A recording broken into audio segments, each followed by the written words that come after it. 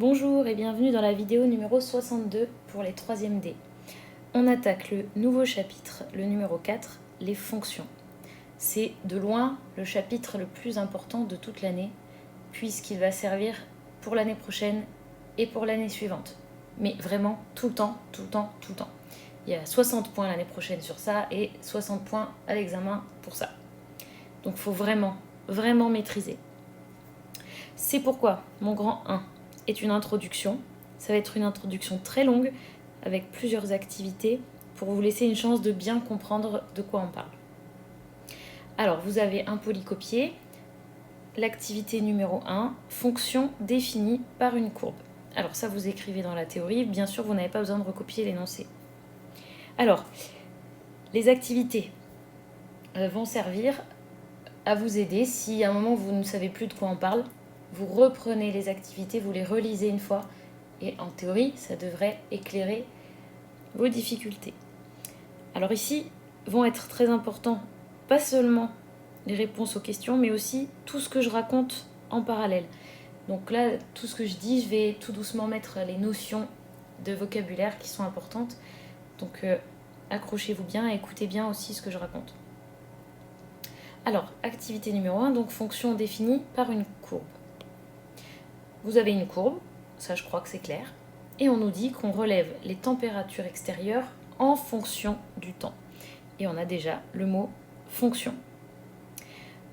En fonction du temps, ça voudra dire une chose importante. Le mot qui est derrière fonction, ça va être en abscisse. Et le mot qui est devant sera en ordonnée. Je vous rappelle donc que les X sont ici et que les Y sont ici. C'est déjà vraiment très très très important. Donc on ne vous donnera pas toujours la courbe, il faudra parfois la dessiner. Alors il faudra bien analyser. Si c'est marqué en fonction du temps, ça veut dire que c'est le temps qu'on met sur l'axe des X, comme ici. Alors ici, sur quelle plage de temps est définie cette fonction? Eh bien, on commence à 0 et on s'arrête à 24. Vous voyez que la courbe s'arrête. Elle aurait pu se prolonger encore jusqu'au bout, mais ce n'est pas le cas. Donc on a relevé les températures pendant exactement 24 heures. Donc ça, c'est là où est définie la fonction. C'est du début jusqu'à la fin sur les X. C'est un temps. C'est logique. On ne regarde pas entre quelle et quelle température la fonction est définie. Ça n'a pas de sens. Mais quand? Alors, les températures, ils ont choisi de commencer à 0 et d'aller jusqu'à 36 degrés. On va pouvoir commencer avec la première question.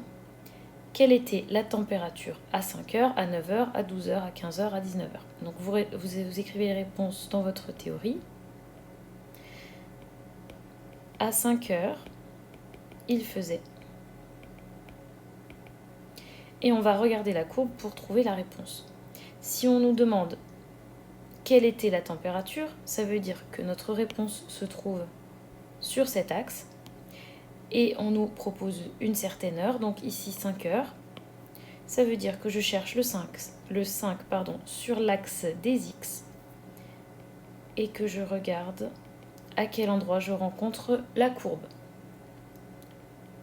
Et nous sommes à environ 7 degrés. Voilà, je pense qu'il n'y a aucune difficulté. C'est après, avec le vocabulaire, que ça devient plus compliqué. À 9h, on fait exactement la même chose.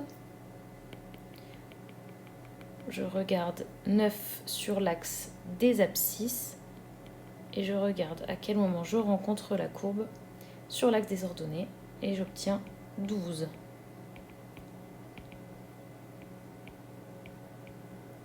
Ensuite, on m'a demandé à 12 heures. Vous pouvez mettre pause sur la vidéo et chercher tout seul les 3 suivants.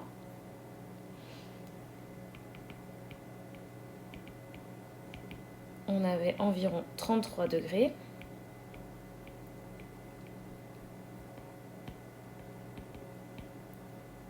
À 15 heures, on a 32 degrés. Et à 19 heures,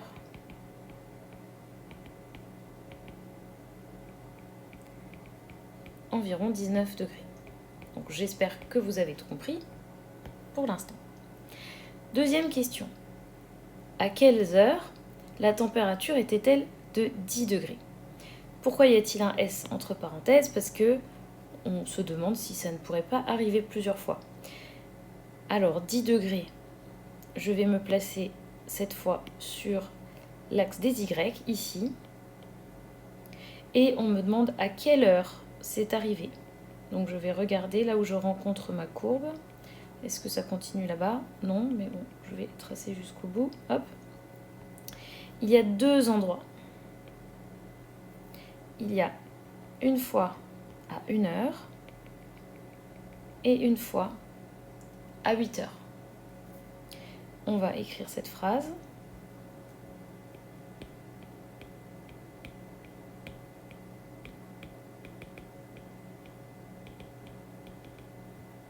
À 1 heure et à 8 heures, il faisait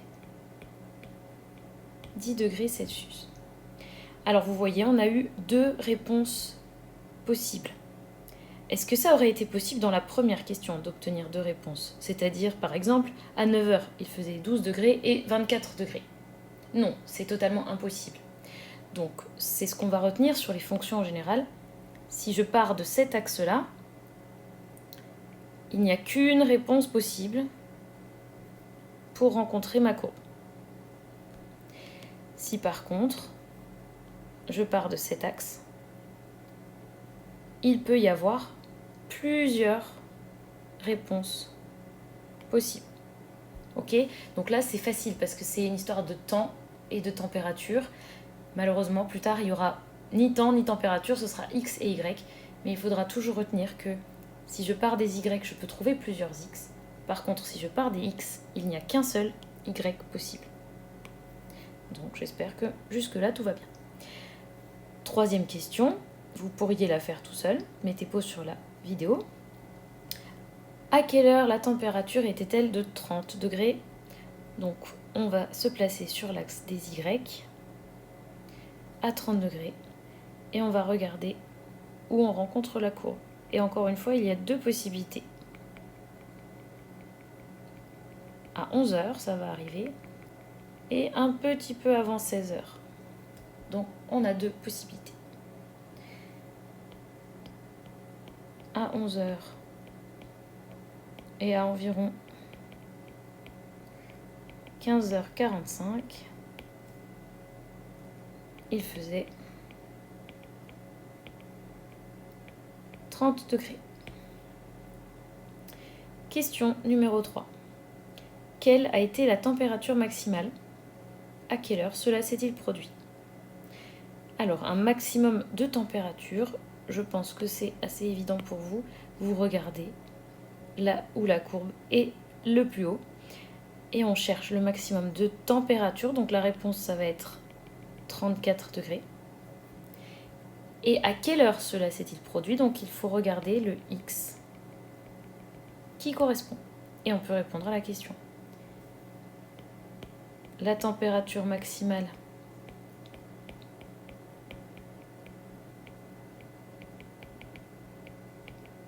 était de 34 degrés. Et à quelle heure cela s'est-il produit? À 13 heures. Voilà. Quelle a été la température minimale et à quelle heure cela s'est-il produit?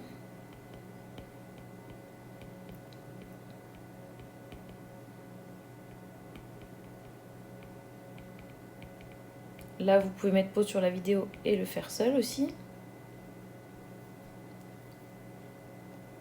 Alors, le minimum, il est ici. Et c'était 7 degrés à 5 heures. Ou 4h30. Attendez, j'efface pour voir bien. Ouais, 4h30, disons. 4h45. Et en tout cas, c'était 7 degrés à 4h30. Allez. Dernière question. Jean ne peut sortir que lorsque la température est comprise entre 22 degrés et 28 degrés. Il est un petit peu fragile. À quel moment de la journée a-t-il pu sortir? Donc, on doit regarder quand la température est entre 22 et 28. Est-ce que ça veut dire entre 22 et 28 sur l'axe des X? Non, c'est sur l'axe des Y. Entre 22 degrés et 28 degrés. Donc, je me trouve ici dans cette zone. Donc, je dois considérer toute la zone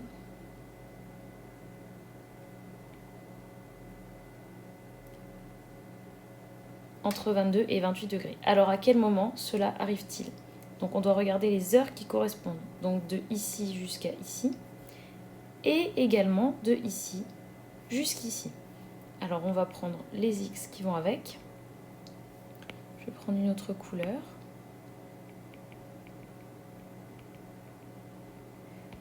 Donc, dans ce laps de temps, ici, et dans cet intervalle de temps-là. Et on n'a plus qu'à écrire ça maintenant en français. Donc, c'était à quelle heure? De 10h15 à 10h45 et de 4h30 à 18h environ. Oui, 17h50. Oui, j'ai mal tracé mon trait orange. 17h50. Donc, il peut sortir